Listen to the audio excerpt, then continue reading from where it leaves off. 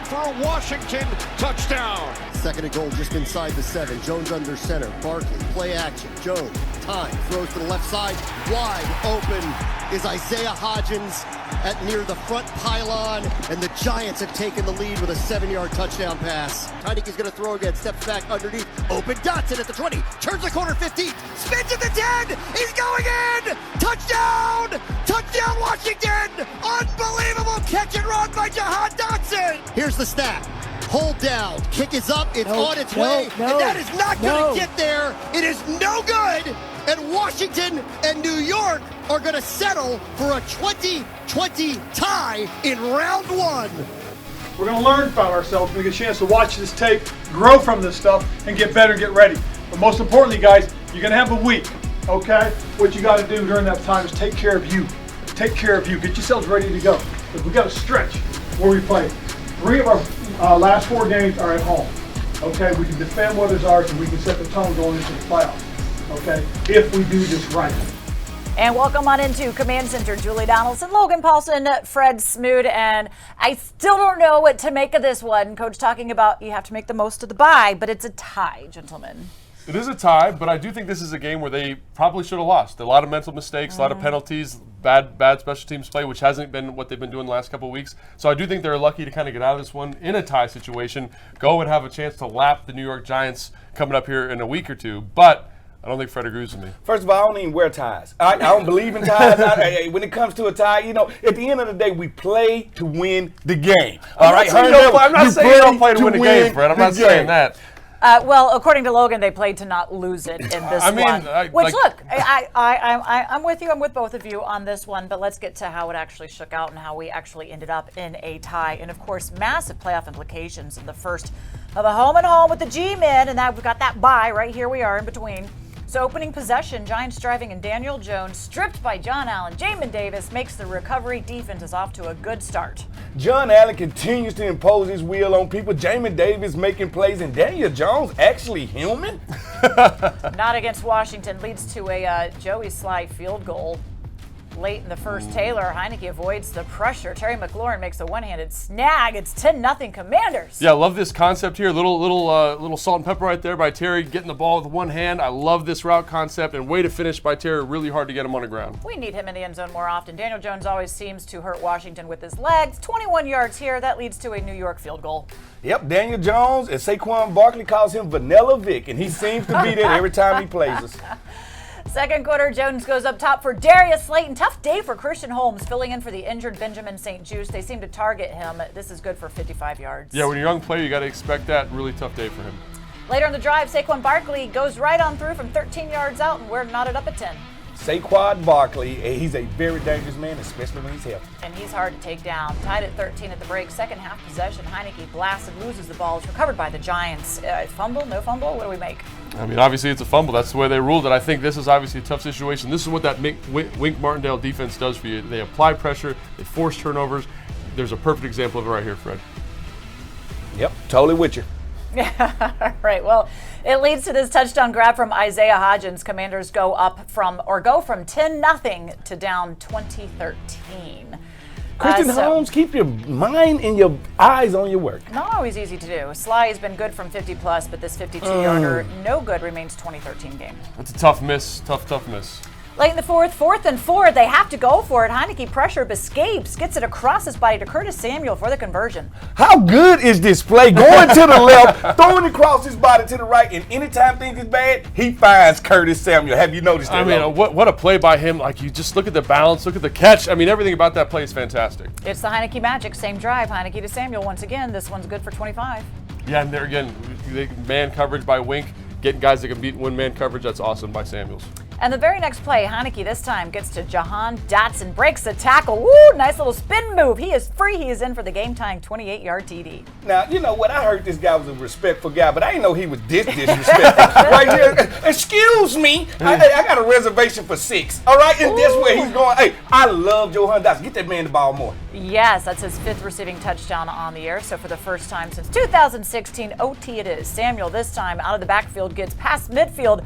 We're in business, right?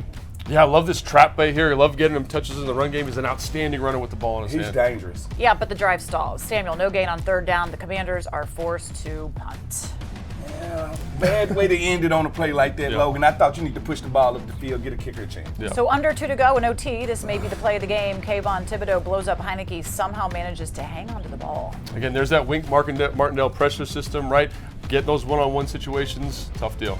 5 seconds left. Graham Gano, you know he has a leg. 58 yards for the win, but it is short. So for the first time since 2016, we do have a tie. 2020, the final. Well, taking a look at the final numbers here, Washington was able to put up over 400 yards on the ground. And if you look at the numbers, you would say, okay, they won this game. They rushed for more. They passed for more. Penalties really, really hurt them, though. It kind of stalled out a lot of the drives. And again, of course, time of possession was theirs. But it's not a win. It's a tie. And the team doesn't know how to process it still. I've never tied in my life, so it's it's a weird feeling. It pretty much feels like a loss, but, obviously in the bigger picture, it doesn't count as one. So, we'll move on from this. We got them. We got a bye week, and then we got them again. So, we got to get ready for them again. It's a little weird, honestly, but pro football, there's a lot of unexpected things that go on, and as for myself, I know I'm gonna take this time just to look at the film, see the things I can do a better job of. We know what they're gonna do coming into Washington in a few weeks. They play an aggressive man-style defense, and as a receiver group, we were up for that challenge, and just get some time to relax my body a little bit, but stay focused on how we could try to get this win in a few weeks. Very hard. I wasn't quite sure what to say. Kind of disappointment in some respects. We had some opportunities, from my perspective. We had some chances that we missed on some things. That's pretty much it. This game that we're going to play here in 2 weeks means double. So, look, I'm going to need the fans of the Commanders to really show out this next game. I'm going to provide as many free tickets as I can. We need everybody there. This game could be the season. So we need full support. We need that stadium rocking. Time for our mission debrief, brought to you by the Washington Times. So let's break this one down. John Allen's like, I play this game to win. He's with you, Fred. He's like, I don't like a tie. A tie ticks me off. I don't know what to think or make of it.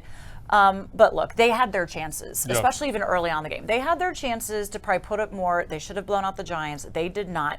But Taylor Heineke, once again, does some crazy magic at the end of the game, just like he always seems to do. And it worked. It got the game tangle. What do we make of what Taylor did, especially there in that final drive? I think obviously you got to be really excited about what Taylor did. He brings that, like you said, that magic, that special something that that other quarterbacks in this system have not been able to do so far. So that's really exciting. I do think he still puts the ball in harm's way too much. There's those gasps from the crowd. Oh, is this an interception? This is what it is. But again, those are kind of the variants you're riding with him at the quarterback position. I think he does enough good stuff. He elevates the offensive line enough. He finds a way to make big plays in crunch situations, and you got to just tip your hat to him because that's an outstanding effort by that guy. Well, I felt like this was his best game of the year. I felt like he felt good. He was throwing the passes where they need to be at, and him and Curtis Samuel has a connection. Him and Terry McLaurin have a connection. Yeah. I just want to see him make the plays when they need to be made. I just felt like we left some plays on the field. We could have won this game. And listen, New York Giants are very similar to us. People don't know how we're winning. They don't know how New York is winning. Right. All I know is this: when it's a close game in the fourth quarter, these two teams, they do come to play. Yep. As John Allen said, maybe I can't quite entirely repeat the words about the way that Taylor Heineke played, but basically he showed a lot of guts on that final drive. And getting Jahan Dotson into the end zone, we were talking about, we wanted him to be much more involved in the game plan. He was able to make that score and showed some of those fancy moves and the footwork. My goodness, we have playmakers. And that's also the challenge that Scott Turner has had of having to adjust his game plan to what Taylor can do with the guys that we have out there. Plenty of guys that can make moves. Fred, what did you make of Scott Turner's game plan throughout this? I thought Scott called a good game yesterday. I thought execution was the key. I thought offensive line play. I think the offensive line and the quarterback have to get on the same page, because once the right play is called, now it's all about execution, getting the ball to where it needs to be at, and making sure that you protect Taylor Heineke. We talked earlier where we broke some stuff down, and we tried to figure out how these guys getting in there. When you play a great defensive coordinator, it tests the offensive coordinator. Yeah, absolutely, and I totally agree. I think Scott did an excellent job. I think there's some areas that he can improve on. I think he'd tell you that himself, but I think overall you say, man, this is kind of shades of what this offense can be. And I think, everyone talks about Taylor being the limiting factor. I think the offensive line is a group that they have to insulate from a pass protection standpoint. So I think it's kind of both things. It's not just Taylor by himself. It's the offensive line. It's about speaking to this team's skill set, right? Finding ways to run the football, get those guys in the best position to be successful. And then the defense, they gave more certainly against Daniel Jones and Saquon Barkley in the first half especially than we would like what was going on that we've seen from the defense and you saw in this game, Fred. We ain't never been able to stop Daniel Jones. Let's be honest. If Daniel Jones could play us 16 games a year, he'll be a Pro Bowler. He feels comfortable playing us, and people don't give Daniel Jones the props for his wheels. Daniel Jones can flat out run it, and you can see he can push the ball down the field. He's getting better. The team is getting better. I thought the defense came out in the second half and limited them to 60, 70 yards. I thought the defense found out what they was doing. They filled them out, and then in the second half they came and had a plan for them. Yeah, and I think, one of the things is hats off to Brian Daboll. They had a nice little wrinkle to get Jones on the edge with their keeper game, blocked down with the tight ends, and as the defense kind of said, this is what you're trying to do, they were able to figure out, make adjustments, and make some plays. But it took some time, and that's what a good football game is. It's finding those matchups. And as apparently defensive coordinator Jack Del Rio said at halftime, did they do anything that surprised you? No. You knew what you were going to get from Daniel Jones and Saquon Barkley. Now stay to your assignment. Don't really need to make adjustments, just need to stay doing your job. And of course, now that means they've got to do it again in 3 weeks. Well, don't go anywhere, because when we come back right here, we're going to send Logan and Fred into the film room to break down the incredible Terry touchdown on Sunday. Just wait to see and tell how this play actually really developed. And then a little later, another look back at some of the best moments from Sunday afternoon, and we'll look at the NFL's overtime rules. Should we really be having ties in the league? We'll get into that a little later on Command Center.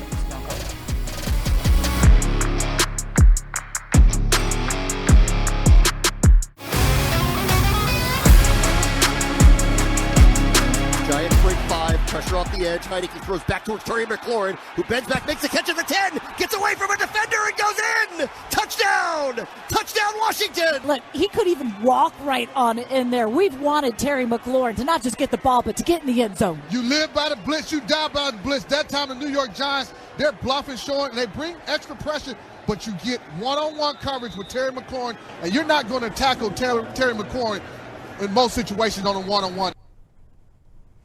Welcome back in. Yes, Terry McLaurin does it again. He finds the end zone while putting up over 100 yards as well. Look, his completions have gone up since Taylor Heineke took over under center. We know that they have the chemistry and we know that they can connect. But it's not just about them too. It's about the offensive scheme as well.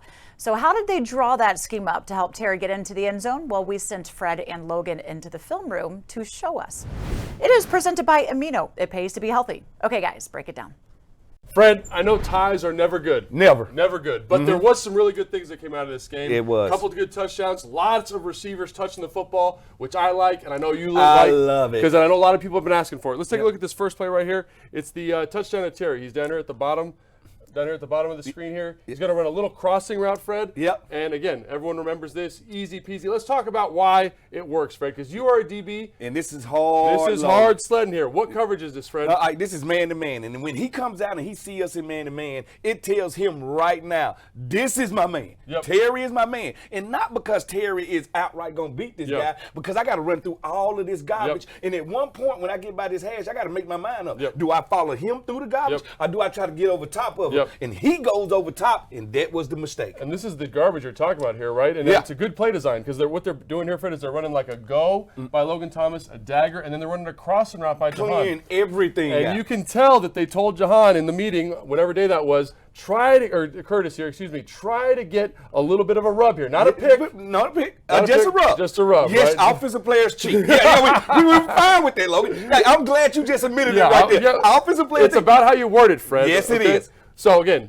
and that's what leads to this, right? Because like you said, he's got the defender has to go, oh no, which creates space. Anytime a defender has to bubble, it creates space. Yes, and not only does it create space, now in my mind as a DB, I'm like, all right, he gonna catch it. Yeah. I have to get him on the ground. Right. And if I want to get him on the ground, I want to turn him back into my teammates. Right. I don't want him to get going up that sideline, and that's what happened. Well, Fred, he didn't do any of that stuff. He did nothing. Let him beat you outside, right? And that's what happened. And I think another thing we got to talk about here is our guy Taylor Heineke. You know, everyone talks about what he can't do. This is something he can do at a very high level, right? He steps up in the pocket, avoids pressure here. Love it. Vision down the field. Not great throwing mechanics, but gets the ball out. And Terry, again, One-handed snag makes it look easy. Yeah, makes it look routine. Routine. And that's what you like right there. And I'm telling you right now, when it comes to yak, Terry McLaurin is one of the best. He gets no love for it. Yeah. He's a hard man to get on the ground. That is true. He's a very hard man to get on the ground. This is almost the same concept, but they're going to run like a return and then a return, very similar, right? Across, it's the same thing, right? But they're just trying to put a little dressing on it, right? Same principles. It doesn't quite work out here. This is the one where Taylor scrambles out, completes the ball to Curtis. Again, why doesn't this work, Fred? All right, first of all, here go his first read. He's looking for Terry. Yeah. All right, he sees man-to-man, but they're playing with a robber here with the safety. And a robber is basically like they're in man coverage, but this is the free player here. Yes. So he can kind of read the quarterback's eyes. So he can make this a really tough throw for Taylor, and he does. And Taylor says, I don't know, I don't like it that much. And that's what you want to see from him. Just right. because that's your read, that means I need to come out for it, and I need to go to my second and third read. Right, absolutely. So he gets out here, and then obviously rolls out to the right, able to find Curtis. But Fred, you said something to me about DB, because this is scramble drill. Offenses, we practice this a lot. Yeah. Why is this tough on the DB? Right now, the DB has to have total eye discipline. Okay. Total eye, that means watch your work and make sure your work is watching you. Yeah. When you start to look at the wrong thing, it will tell. Right here. What's he he looks looking at at? the quarterback. He's He's looking looking at the quarterback. over here. He think he finna go out here and get this interception. He's looking at the quarterback. Wrong. Because guess what? While you're looking at the quarterback, the receiver know where he's going. Yeah, absolutely. You don't. And then again, you got to talk about Taylor. I mean, this is, everyone talks about what he can't do, but this is a play, man. This Sometimes you is just got to a make ball plays. right-hand quarterback scrambling to the left, opening his shoulders back and dropping that ball in there. I got to get Heineken some And then love this, in there. there's nothing, not a lot to talk about here. This is Jahan's touchdown, and this is just straight filthy, Fred. Yeah. Let's start with the route here. Again, little stutter step, sets the DB down, says, you take a seat real quick. I'm going to go over here. Catches the football, outruns the DB, spin move. Put Fred, him in the Washington. I mean, that kind of looks like me when I was in high school, Fred. Did it? No, not really. We need to revise that No, film. yeah, I didn't. Because I don't think you've ever did anything. No, I didn't look at that. Because if I did this, Fred, Yeah. if I went out here, put my foot down like that, I'm tearing my ACL. Like, that's what's happening. So excellent play by him. And it's great to see these young guys, old guys, young guys, new guys, getting plays, and shows you a feature of this offense that we haven't seen for a while. So even though it's a tie, Fred, some stuff to be excited about. Take that tie off. No, I'm not going to take that tie off. Hats off to this deal. Get a ticket to the Giants and Commanders game at FedEx Field and receive a limited edition Love Your Melon beanie, starting at just $65. It is Sunday Night Football, folks. Sunday night, the 18th, 8:20 p.m. It is official. Visit commanders.com/Love Your Melon to purchase yours today. Well, don't go away, because when we come back, we will take another look back at Sunday's tie with the Giants, and should we still be having games ending in a tie in the NFL? We'll debate right after this.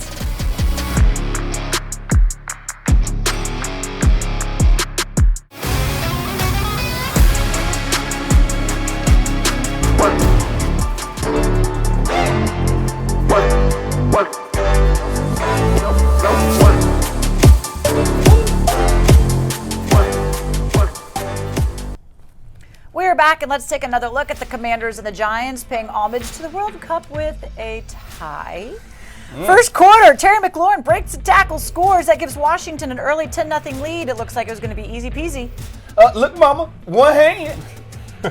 Well, we know it's the NFL. Nothing is ever that easy. So down 2013 late in the fourth, Heineke to Jahan. Dotson puts the moves out there, gets the tie into the game. Just filthy, man. What athleticism by that young kid. So fantastic to see him make that play. Late in OT, Graham Gano for the win on a 58-yarder, and whoop, nope. Graham Gano field goals. So 20-all, that's your final, and Heineke had some thoughts on how the league could potentially break ties. There's no such thing as a moral victory in the NFL. You either win or you lose, and obviously a tie is just a weird gray area. So, you would like to be able to finish it off somehow. Maybe make the kickers go out there and try and kick 50-yard field goals. I don't know. Something like some type of PK or something. I don't know. But yeah, it's never fun tying. And speaking of ties, here's what Charles Leno told Nikki Jabala after the game of the Washington Post. I heard this from one of my coaches. It's like you kissed your sister, and it made sense. Think about it. If you were a kid back in the day, oh, did you kiss a girl? No, but I kissed my sister. Not technically a win, but it's not a loss. I don't know. I'm going to say that's a loss. It's a loss. That's a loss. That's an L? Yeah, that's a big L right there. Hot L. I mean, look, even after London Fletcher goes, he said the same reference. So I'm I don't from the know. South, I so I don't know know what it. this Yeah. deal is. He's like, it's like I kissed my cousin, but I don't want to be kissing my cousin. So Both losses, Yeah, technically. both losses. By that analogy, is the tie technically a I loss? don't know. We need a better analogy. But it does make you wonder, like, emotionally, how are you supposed to feel? Yeah. You don't feel anything. It is weird. It just No, feels you're like, ticked off. No, but it feels like nothing I'm not. happened. It Yeah, feels like yeah. nothing, especially with the schedule that they have at the moment. It feels like nothing happened because they have now the game against the Giants is the game that makes the difference in terms of making the playoffs. It was this one. Now they've just prolonged it. It's the next one. So I think that's the weird thing about it. You put all this blood, sweat, and tears into the game plan, into this opportunity, and then we're still in the same spot. Okay, but so what do we need to do? I don't think we should have ties. Yeah. But look, it's for safety reasons, Yeah. right? You don't want guys going out there potentially getting hurt. Anti-football. You stop that right now. Anti-football. Right no, now. I believe we should have a kickoff. Get out of here. I believe we should have No a one wants kickoff. to watch that. We won't put the kickers on the stage just like they do in hockey, and when they have a shootout, they have a kickoff. I'm from Florida. Hockey is not my language, but the shootout I love. Like But that's like my favorite part of But the game. there's some skill, some dexterity. It looks like the activity you're doing. I don't want to send the kicker out there to decide the game. I want to see football. I like the idea of Oklahoma, Joe. That's an insane idea you had, Fred. But I want to see something that resembles football in some capacity, right? And I think the college system, it favors offensive teams. I don't think that's fair necessarily. So there is a solution out there, but I don't know what it is. I say get Lionel Messi, put him out there, and let's go kick the ball. Well, What do you think, Julie? No, I don't like a tie. Maybe they shoot. Maybe they shoot basketballs. If we're gonna Well, kick. Yeah, maybe, come on. maybe Yeah, it's- what do we do? Maybe it's just you just line up your quarterback, your receiver, and I don't know. Like just do go. one-on-ones. That'd be kind Yeah. of cool. No. I think everybody gets a shot from the 5-yard line. You score, you got to go for 2, just like college. So if we a lot of can't football. settle it here, no surprise the NFL hasn't either. Therefore, we have these. We have ties in football, the first time for Washington since 2016.